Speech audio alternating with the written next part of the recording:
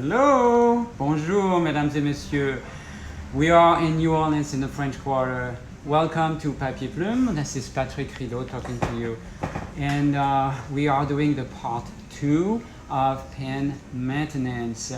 I know a lot of you watched the first part, but it was a little boring, so I'm sure you're going to be liking this one a little better. It's going a little deeper into the pen maintenance. We are going to do a little recap. Of course, remember we talked about cleaning, pen cleaning, because we didn't have a good flow. We have a pen that would totally be dry. We had some skipping. We would probably have hard starts, and we could get also nib scratchiness. We talked about that a little bit. Now, bent nib and nib that are cracked because you dump the nib or you drop the pen. That's going to be difficult to access, to talk about, but we will definitely brush up a little bit on that later at the end. Now, if you did already a good cleaning on your pen and it's not coming out, or you still have some flow issues, follow the part 2 of pen maintenance.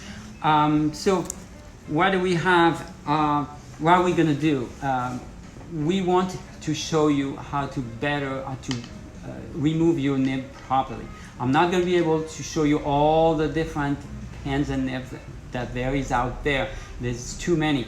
I just have maybe we have 15 pens today that we're going to talk about. I hope it's going to be enough for most of you. If anything arises after that, you still can't, of course, if you don't have the right flow, come to see me. That will be a pleasure to see you. All right, now the most important is to remove the nib properly, like I said, but also to realign. After you remove the nib, you're going to have to realign properly to get a good flow. And also we're going to talk a little bit on the nib stress. The nib can be stressed, it could be bent a little bit. And we go from there. Tools. I brought a few tools with me, really not much. Of course, a flashlight if you can't see much deep inside the barrel of the pens or on the back of the feed. We want a loop. Okay, if you don't have a loop, I have a 30x loop with a little light. This is great. I never use a 60, it's too much. But if you have a magnifying glass, 2, 3, it's really barely enough, but 5 is wonderful.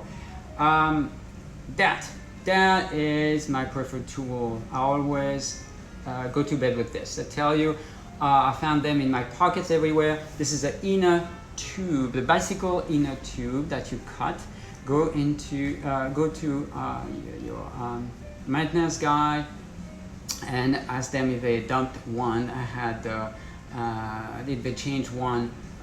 They should have one in a bin or a basket, you know. That's what I did. I went in and I said, "Do you have any in a tube?" Yeah, let's pull one up. And so here we go. I could make 50 of them. I like these little shims.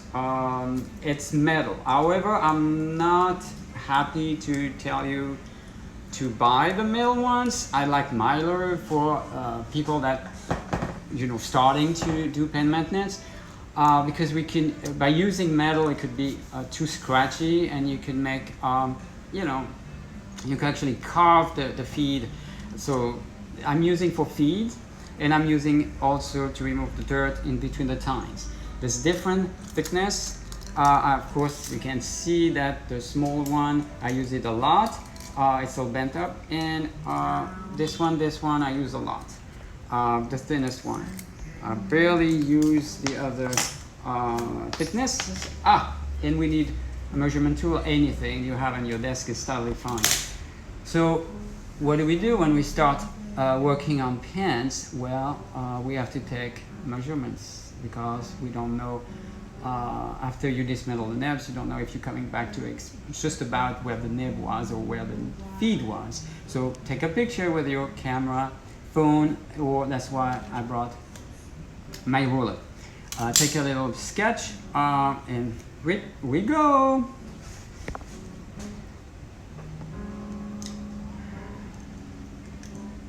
Right, so nibs, we're gonna start with a very long nib, a pinhider that we have, a pinhider avatar.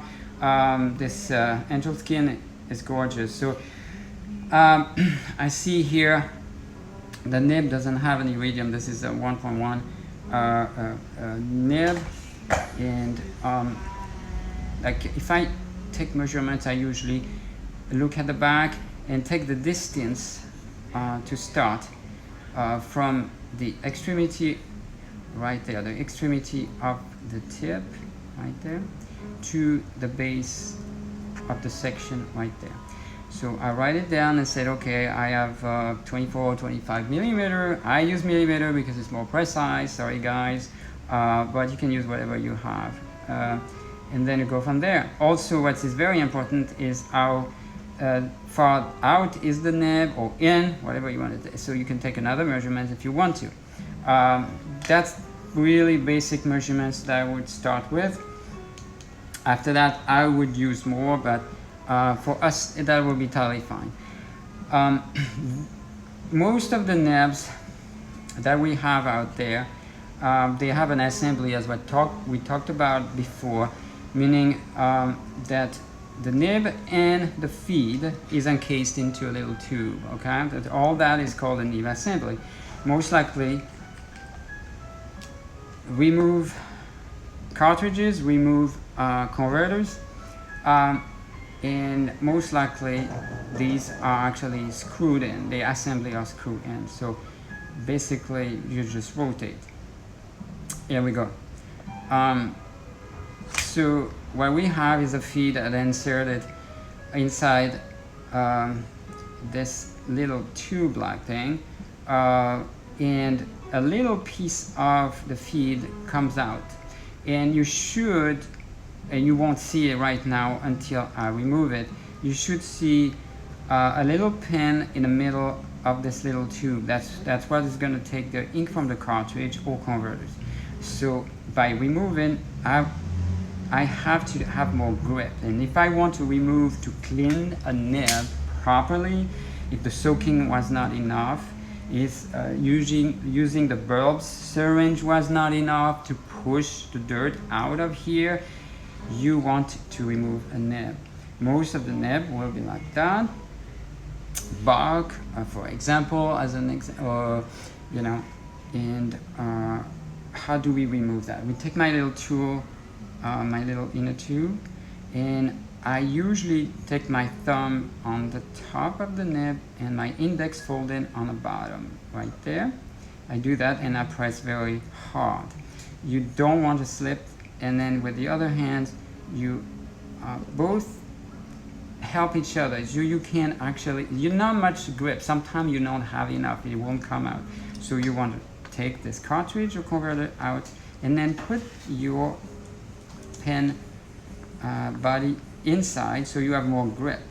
And so with these two fingers, these two fingers are going to play a balance, and they also pushing this direction, and I'm able to pull the nib straight. Okay, now do you see this little pin right there? All right, this little pin, that's what we were talking about before. This little pin is supposed to, when you put it back, be flush, really be flush at the end of the assembly right there. That will tell you that the feed was inserted properly. So far, you notice that I held everything together, right? Everything came at once. Now, this nib can be removed and soaked. You can soak that independently, and then after it's been soaked, you want to inspect both of them. So far, what I would do, I will inspect with, for example, a flashlight and see, is there any dirt inside this hairline. That's what is bringing the ink up to the nib all the way. Usually most of the dirt is gathered right here. In order to clean that, you were able to actually slide the shim. You see, guys, you slide the shim inside. Now, never scratch it, never force it, never dig in there. You see how ugly this guy is, and you have to sacrifice a piece of it to make it perfect. So I really can cut to get really good edge. Alright, a good edge right there. And then I put it inside, okay? And so, right there. So you probably go about 1 millimeter deep, and then usually you'll find some crap inside that you remove. And you can follow the channel, it goes down, and goes down, and it goes all the way to the end right there. Why do we have this maze-like? It's because the ink has to work a little way up. And by working of this little way up and straight, it will make hard for the pen to leak. Or when you shake, back then the old vintage pens, all the feeds were straight, and we found out that they were leaking heavily. So that's why I prevent drops coming out by itself. Nibs, of course, after soaking, it's always a good thing to soak. You put the shim right there, and I will stop by the breathing hole, right?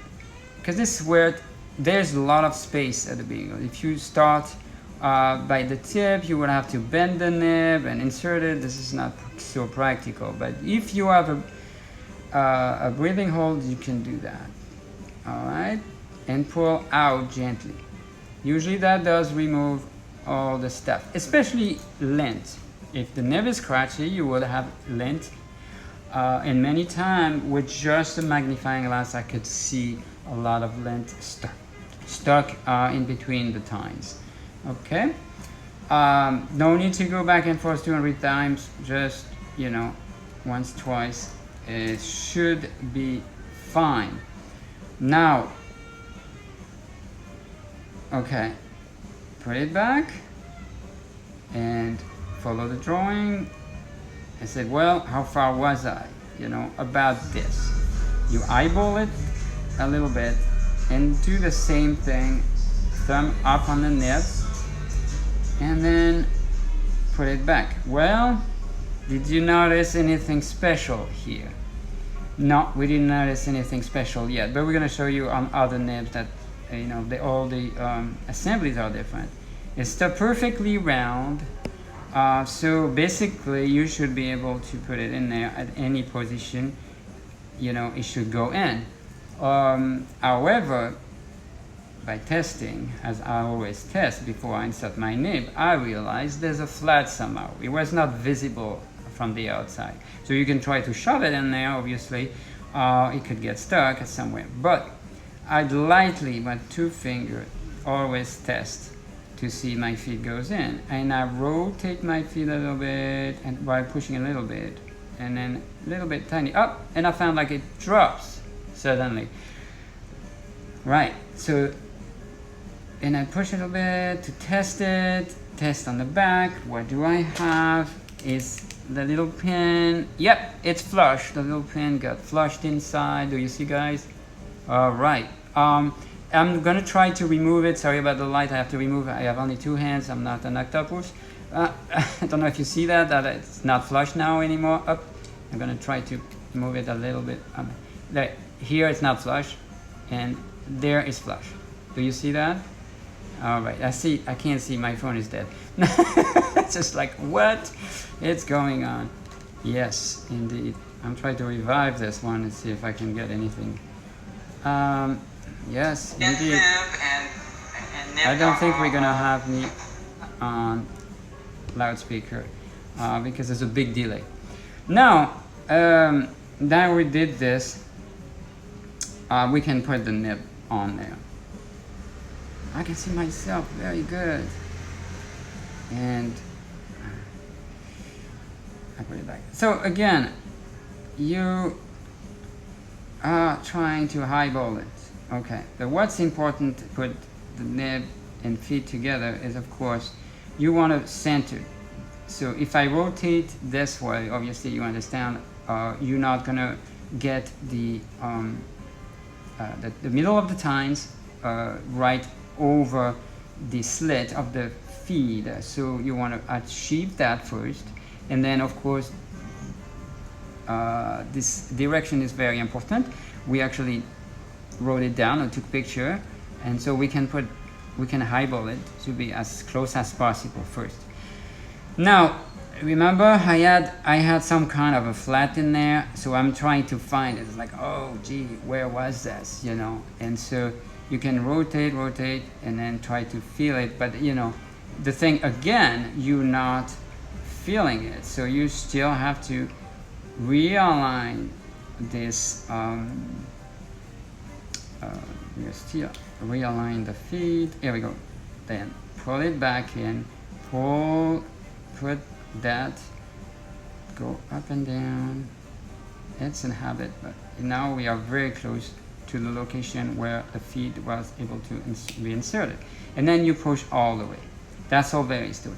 But if you're not sure of yourself, you want to do it a little bit. You want to insert a little bit like this, and then kind of correct the position before you shove it all the way. For example, here, no way it won't go. For some reason, I was not. Here we go. This one is the tricky one. That's why. Here we go. You want to shove it and push it all the way.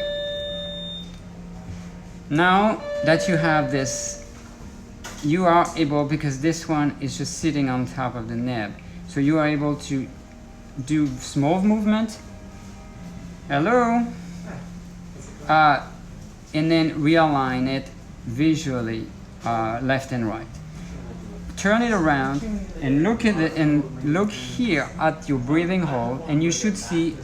I think we could see it. Is the airline? What's your phone? Where's your phone? I can't Okay, because there's the delay. The light's too bright on it. Back. That's perfect. Okay. Okay. Do you see the airline of the feed? Is it aligned to the middle of the breathing hole? Okay. Here we go. You got it. If not, push it left, push it right. You will slowly. This one's no problem to do it manually, even insert it. So verify the back again. Is it flush on the back? If it's flush, you're good to go. That's one nib. Oof. Sorry guys, it took a little bit. All right, now what kind of nib do we have? Other than these nibs, we have all kind of flex nibs and so on. This is another pinator with a flex nib. Same thing, same way. You can recognize this is the same feed, same nib. What do we have? We have, for example, Lamy. We have a piano black studio with a gold nib, for example, here.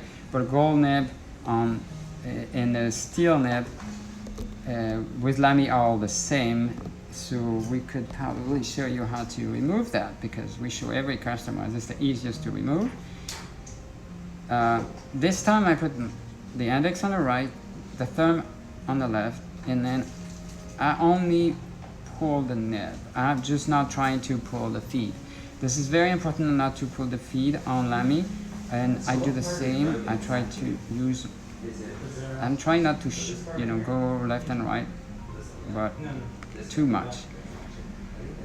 Why don't I want to remove the feed? Because it's happened that if you remove the feed and you don't put it right, it gets stuck and then you can never remove it. As this small nib curls around and is actually working like a charm, like a rail, you put it back inside.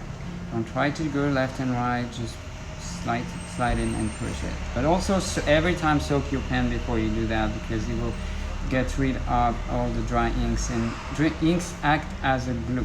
This is auto-centered. You don't have to do anything as long as the nib goes all the way to to the section right there. Same thing for Safari, same thing for the All Star. The only difference we have is, well, I don't have a 2000, but the 2000 nibs are totally different. So we're not gonna go into that today. For example, we have a short Jean-Pierre Lépine Indigo, and these nibs also, these can be unscrewed as well as pulled. Okay, so we have this entire section that comes out, section assembly, and then we can also pull the nib.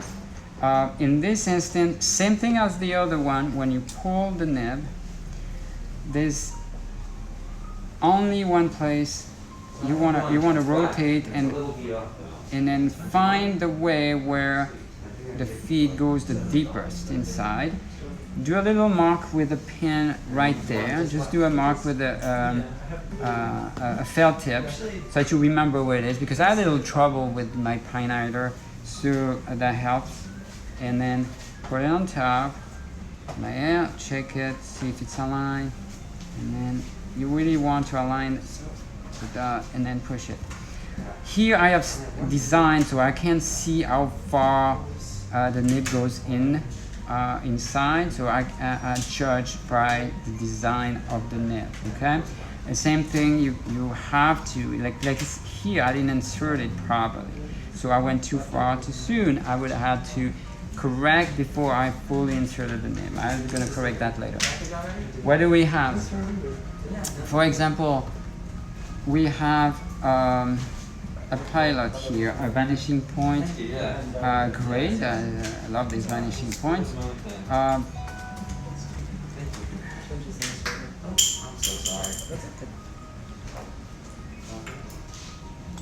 Vanishing points, you had to remove the entire assembly right there. That's the way they sell the vanishing point nibs assembly. They sell everything. That's the same, but if you are able to get the nib by itself, that would be great when you have a damaged nib. But to clean, same thing. As this is, I can see this little items as part of the nib, the little pins that goes around. The nib is auto-centered. Same thing, I grab both sides. The feed stays inside, the feed won't come out. So do it and put, I have my, it's tough, but it comes out. Okay? So you need a grip, get a good grip. So check and clean thoroughly both, and put it back on there. Voila, it's aligned, it's auto-aligned. This little thing goes all the way to the edge. You set. That's one way to change everything, and put it back together. Voila, align everything. Now we have, what do we have? We have platinum, for example. Interesting with platinum. Platinum nibs are changeable, but only the music nib is not changeable. You cannot pull it out. Cannot remove the feed, cannot remove the nib. So don't even try. And this one, it's pull only. You have to pull the entire thing to get together. And this time, I put my index on the back, same thing, and my thumb on the top, and I can remove the nib. Okay, just these are very hard, so you're gonna have to really apply good force. They're really tough to remove, so I warn you if you try to remove any platinum nibs. Same thing, you are lucky because you have breathing holes on some of them. Like this one, you don't have a breathing hole, but this is because it's 3 times, obviously. But it happens that the breathing hole is not showing, is not there on nibs, so you cannot align by the top. Only use the alignment from the bottom up. Okay? Patrick, can you keep your movements a little smaller? Oh, I'm smaller. having trouble keeping up with you. Okay. Because we're really, really tight, remember? All right. So another platinum, I have a Maki, the Mont Fuji, and we're gonna also remove that. In this instance, we cannot act on the front, but act from the back. So you want to be able to access the nib through the back by removing these rings, actually these two rings, and then the feed is that can be removed this way, and then the nib is coming out this way. All right, same thing. You do your cleaning, and you should be good to go. And you can see how it fits inside, if there's nothing damaged or whatever. Okay. We're gonna do that later. Put that together later. What do we have now? A little interesting wood that I like is the juniper.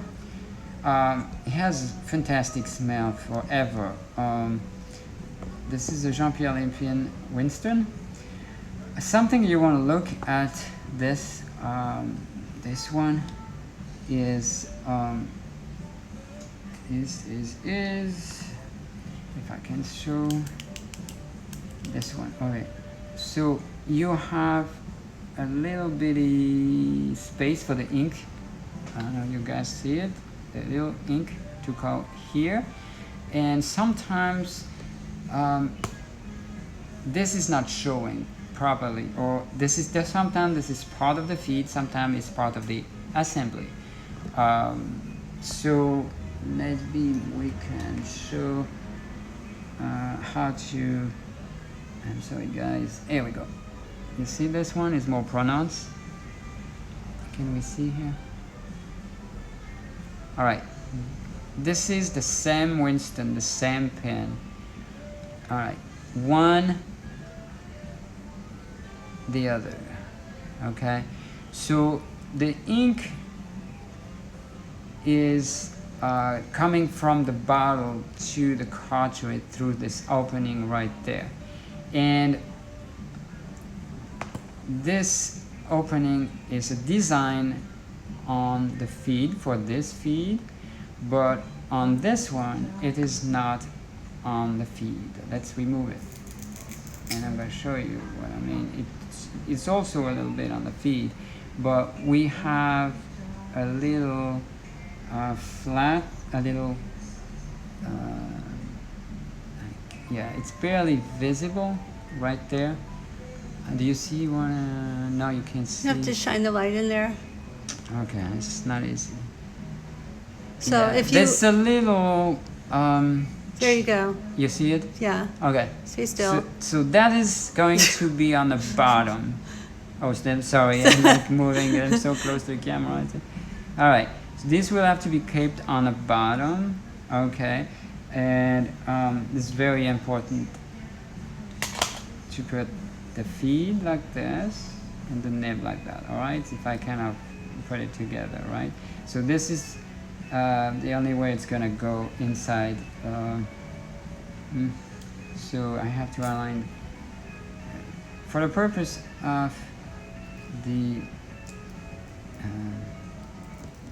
filming. We just reduce the amount of light, and I have trouble to even show you. All right, it's all at the bottom, and that's gonna create your alignment, give you the alignment, the best alignment from between the section and the feed. In this case, in this one, if I remove it, what's gonna happen? It's a flat that you are going to see. Do we see the flat here? Not that time. No. Put the camera here. Let me try. Yeah, that's right. So there's a flat right there. Oops. Right there. I'm lining it up to the camera. Right, and then the bottom of the feed will be aligned to this flat, and that's more. Ah. You okay. see? Yeah. Yeah, you cannot put. I mean, you could try. Right. It goes in a little bit. That's why people made mistakes and the damage of the feed, because you can definitely rotate that and try to shove it, but it doesn't go all the way. A light touch is the way to go with all of these. It sounds like. All right. Yeah, it's a touch. You gotta feel everything, and then it goes perfectly into the section. Okay, I just want to right. let people know we are live from Papier Plume in New Orleans, in the French Quarter. This is our resident pen doctor, Patrick Rideau, who is showing us the little more advanced stages of pen maintenance. And today it's all about the nib. Voilà. The fin. Now I realign my nib. Voilà. I realign from the top as well. Yeah. Voilà. Yeah, we need a little bit more light in the subject. Juan, can you come here and hold this flashlight? All right.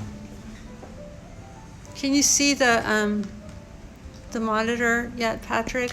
It is off by But you get 10 seconds. You get an idea of the position, Right. Okay. Okay. So your movements have to be a little smaller because Slow, yeah. like I move very fast. Yes, Okay. and Yeah. the focus can't keep up with you all the time, but we're doing great. Okay. So basically, same thing with this one. Or for example, it's the user. I'll show you like how the nib is misaligned in this one. I hope you see it good. Good. Voila. Right.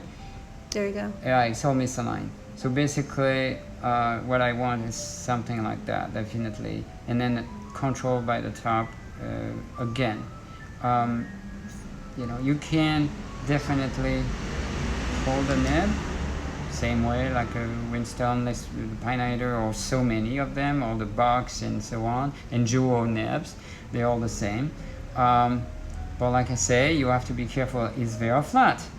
Is there, you know, an ink entrance right there that you have to consider and to align the feed to the section? So you can always test it manually, like I said before, and put this one on top, pre-align it, hold it, and put it right inside, voila. And always feel the pen because this is a tight place. Voila.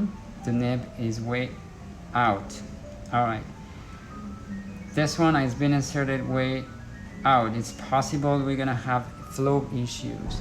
So the most important things you want to consider is not only this alignment left and right, but also this the distance between feed and the iridium ball. This is what I was saying before. This measurement here is important. So same thing. You can do a little maneuver and do some more test. Okay, like this. You could always do some maneuver, right, and manually like that.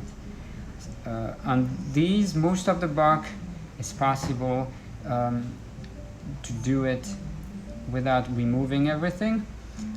Some other brands will be hard, like Joule and Bach are easy to do like that. Okay, what do we have? We have a Clio Classic. A Clio Classic with a pump, white, same thing. No secret, I can do it by hand. For those who aren't familiar with Clio Scrivent, can you tell us a little bit about that company and the pen? This is a 69, 70 years old company, originated in West Germany. Basically, high standard of quality with like the German, all the German companies. They have very classic, but really good all working pumps. I'm saying all because they always make these pumps for, I would say, how do we call it? Like the industrial tubular pens. That was their, they were very famous for their pump.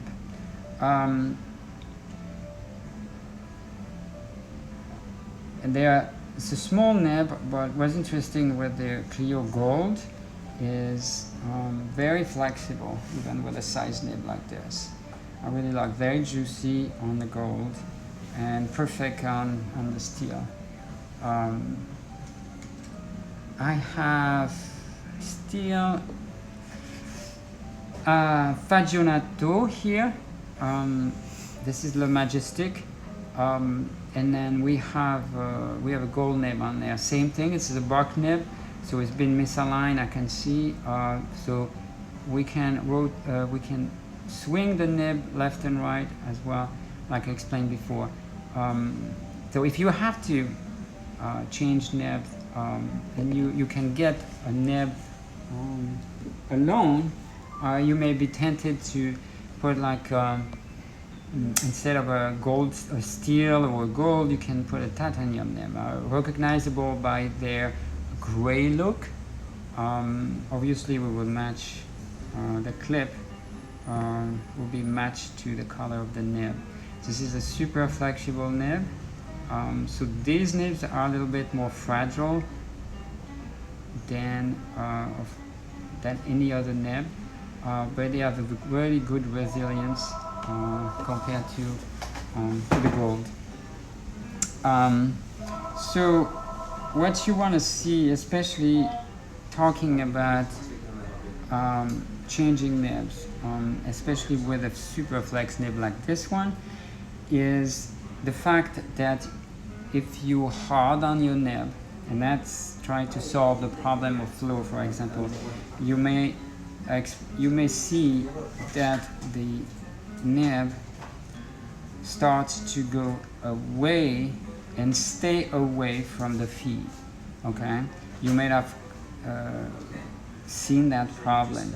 So if I schematize by moving that, is that your nib will be separated a little from your feed. So of course you can imagine you don't have enough flow. It could be bent this way. It could be bent and staying bent, but even though it's I am in the middle, right? So it could be bent like this way, definitely, and never come back. That happened a lot on gold nibs, that happened on these titanium nibs, rarely on the steel nib, unless you drop it, obviously. So one issue like that has to be, you have to solve it. And usually I prefer that you bring the pen to me. So any kind of damage, any nibs that will be misaligned like this, or like this, like that, if I bring the nib to match my fingers, you've probably seen some nibs this way, or nib this way. So that will bring scratchiness to your writing. That will also prevent a good flow to your writing. You can imagine if your nib is It's like scissors. yeah, like this. You can imagine that this part of the iridium ball is supposed to be flat. This flat will scratch the paper, will grab all the lint when you go this direction, because this nib touched the paper more than this one, and vice versa. If the other nib touched the paper first, it will scratch going this direction. So you can test which direction it's smoother. And actually, by looking with a magnifying glass, are your iridium balls aligned? Okay, are they like this? Or the other thing is your nib up, or is your nib bent left or bent right? So there, I won't recommend to take any tools to it, so pliers and so on. I like to do it myself. I like to realign them. Now, basic things you can consider also to diagnose, I would say, a dry pen is the nibs, the two tines of the nib will have a hard time moving, I would say, up and down freely. So what's what I call a tight nib, where the ink goes there a little bit, and at the end gets stuck because the two iridium balls are very close together. So that's one of the problem. Now you can imagine if the iridium balls do this,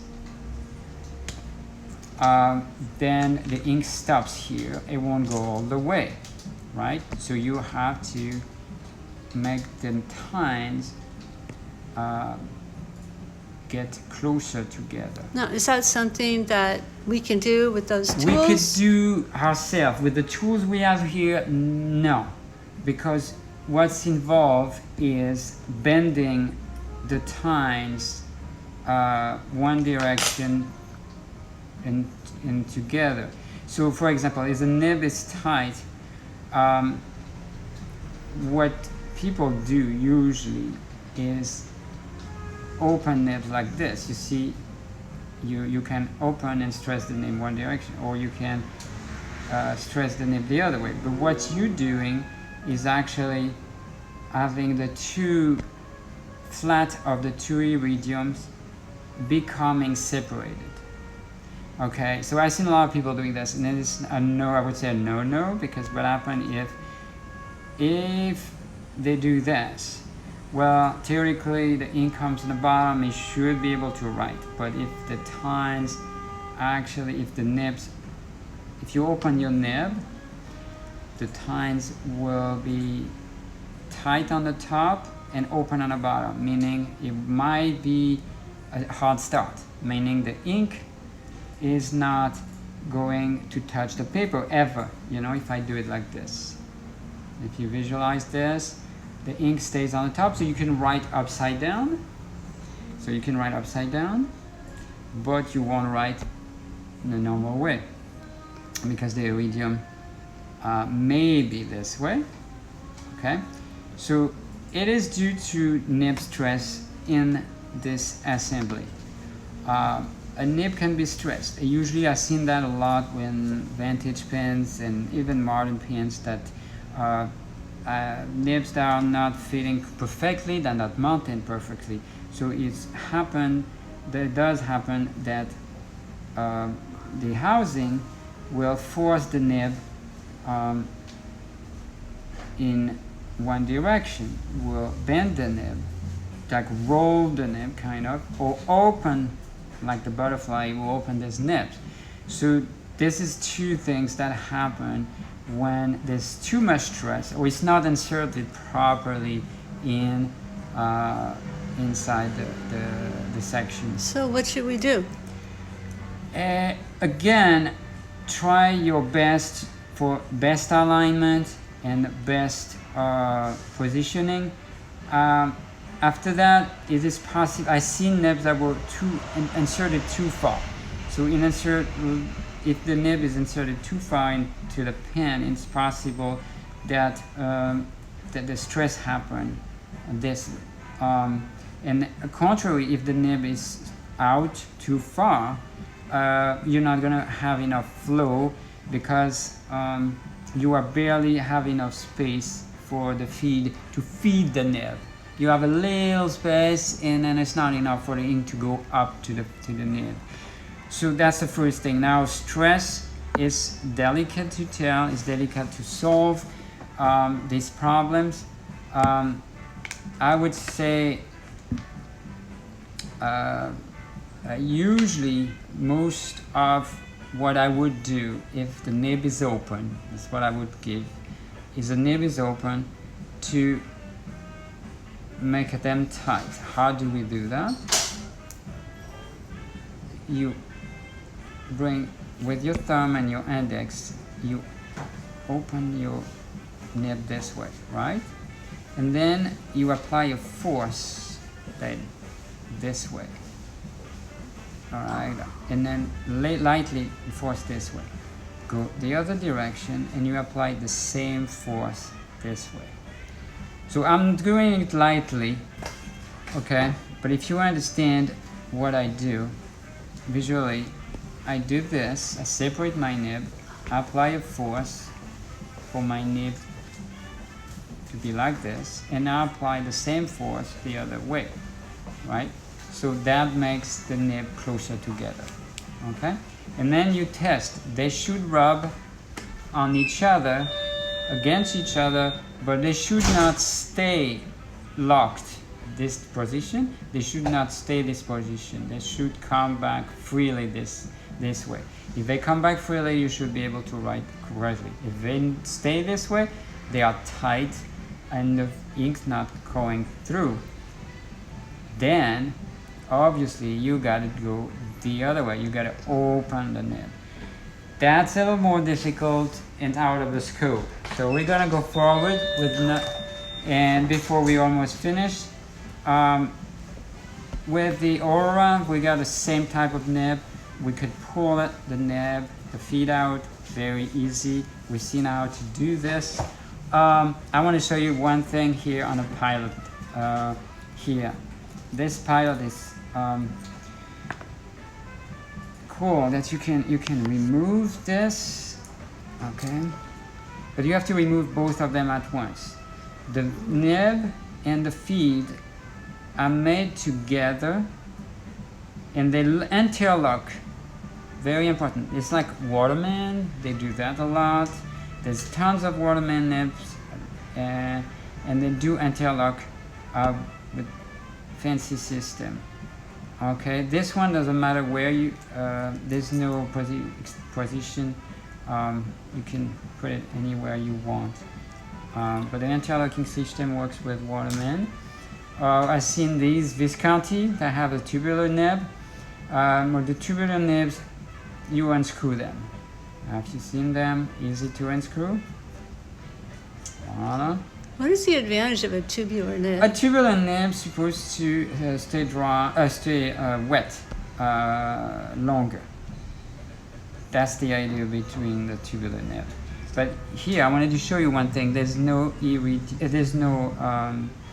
breathing hole. No, breathing hole. Yes. Okay. There's no breathing hole. So alignments is done from the back, and then one of the nib that looks like a lamy nib. This is a gorgeous Rebecca Moss, but this nib pull out with the feet all together. We're doing a movie, You can come in if you want. but you can come. So this one is easy to put in and out, and this is kind of like a vintage nib, although the vintages are super hard. But what is important is to see that the nib can actually rotate easily over the feed and do this or that and come out, and if you write a lot with it, it comes out. So with this, what I do, this problem, it could have happened to you too, is you got to change the shape of the heel of the nib, and I would open this. I would open this. I would not ever close, because then it will prevent a good contact over the feed. If you open it, then the two wings on each side of the heel here will touch the top of the section and prevent the nib to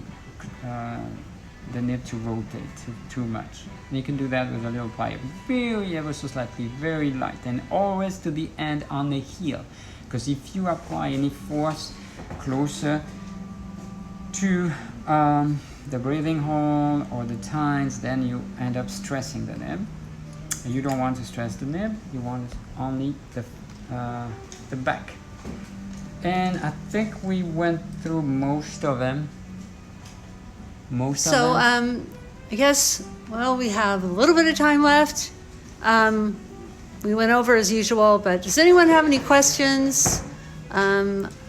Just speak up. Speak up now. Patrick is here, ready Yeah. to answer your questions. So, is there any other nib?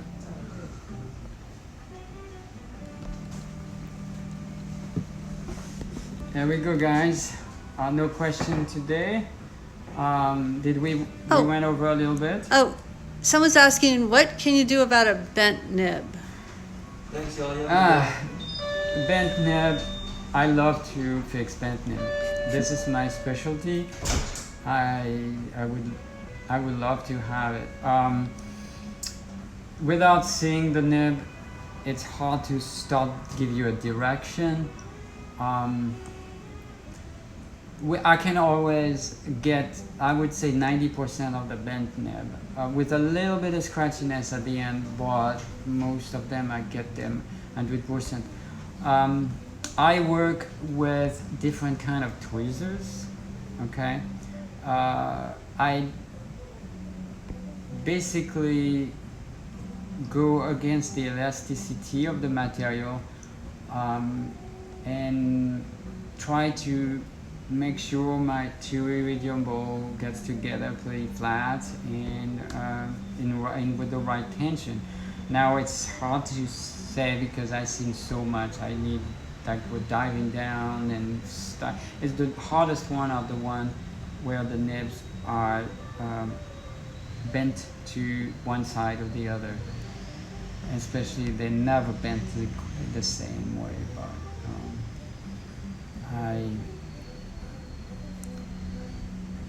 What's the worst nib that you've ever successfully repaired? Show us if you can with your. I think one nib was on the side this way and the other one was like that. It was like crazy. Yeah. It is to reshape a nib. I end up doing a little marking. I mean, you have to mark it with your tool. There's not like a way to really not scratch a little bit the nib, but that's as bad as you get. But you get your nib back, definitely. Does anyone have any other questions? Because we're gonna have to go now. Well, there's a delay, so people would probably could Maybe. ask question in a 10-second, 15-second delay. Yeah, I mean, there's so many more nibs. Although vintage nibs, hard to do anything. I have one, for example, that's a classic. This is a Schaefer, for example. Do you see that? So a Schaefer comes out this way. But usually these nibs are also glued. So that's why it's always, a trouble to explain to everyone, like, well, you can unscrew that, it's gonna come. But usually they put a cement here, they put cements inside the vintage pins to prevent the nib to not rotate, or sections or body not to move, and so on. So you would have to use heat in order to unsettle the nib. But instance, this is a classic because it's a Schaefer, obviously comes out like that. And I have like hundreds on the back I could show you, but that doesn't, they're all specific. And of course you understand why you had to put cement is because you have to perfectly align the feed and the nib for the flow to be perfect. Okay, that's one. Voila. Oops. Sorry. Whoops. Thank you, guys. I hope I kind of give you a better idea what to do. I'm afraid it's hard to give you every direction possible, how to solve every kind of problem. I think we could also get and dive deeper. We can do another one as possible, but as far as nib removal and basic understanding how everything goes together, we can go further maybe in the next time. But so far we talked a lot about nib with 2 sessions, and thank you for watching, and I'll see you soon. This will be on IGTV if you want to check it out. Thanks for watching. Bye. Oops. Oh.